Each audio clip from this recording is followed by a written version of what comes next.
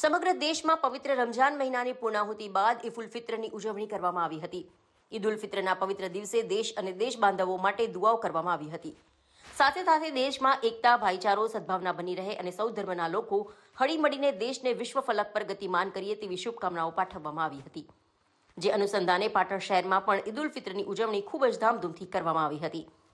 પાટણ શહેરના નીલમ સિનેમા વિસ્તારમાં આવેલા પનાગરવાડા ચોકમાં દર વર્ષની જેમ આ વર્ષે પણ એકતા કમિટી દ્વારા 200 લીટર છાશનું વિતરણ કરવામાં આવ્યું હતું। જ્યાં મોટી સંખ્યામાં લોકોએ ઉનાળાની કાળઝાળ ગરમીમાં ઠંડી છાશનો લાભ લઈ પોતાની આંતરડી ઠારી એકતા કમિટીનો આભાર વ્યક્ત કર્યો હતો।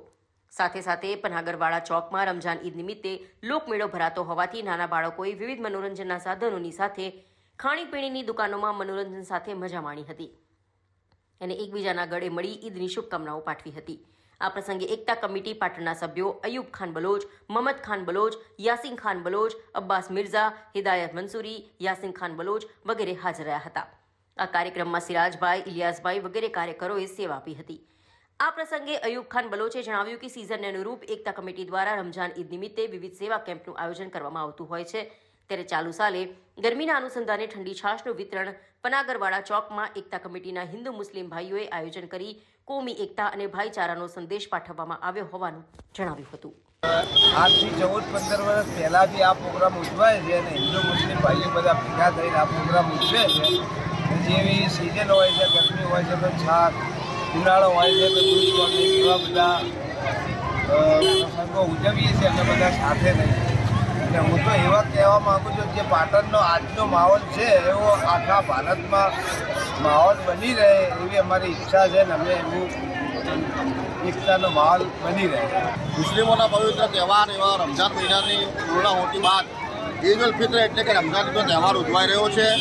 ત્યારે પાટણ શહેરના વોર્ડ નંબર 8માં આવેલા પનાગરવાડામાં છેલ્લા 14-15 વર્ષથી પણ વધારે કરતા સમયથી અહીંયા એકતા કમિટી દ્વારા શરબત અને છાશ વિતરણ, વિનામૂલ્યે છાશ વિતરણનો કાર્યક્રમ રાખવામાં આવે છે। ત્યારે અહીંના આસપાસના વિસ્તારના સૌ હિન્દુ મુસ્લિમ લોકો આ છાશ વિતરણનો લાભ લે છે।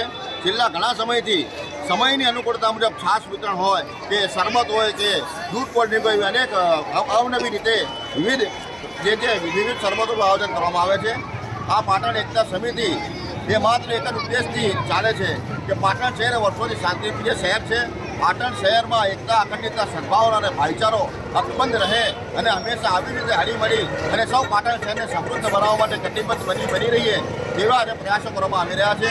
તેવી જ રીતે સંધ્યા સમયે અહીંયા પનાગરવાડા વિસ્તારમાં લોકમેળાનું પણ આયોજન થાય છે, જેમાં હિન્દુ મુસ્લિમ સમાજના નાના બાળકો ચકડોળ, ખાણીપીણીની ચીજ વસ્તુઓ તેમાં વિવિધ અવનવી વસ્તુઓ ખરીદી અને આનંદભોર બનતા હોય છે અને આવી રીતે ખૂબ હર્ષોલ્લાસ અને ધામધૂમથી પાટણ શહેરમાં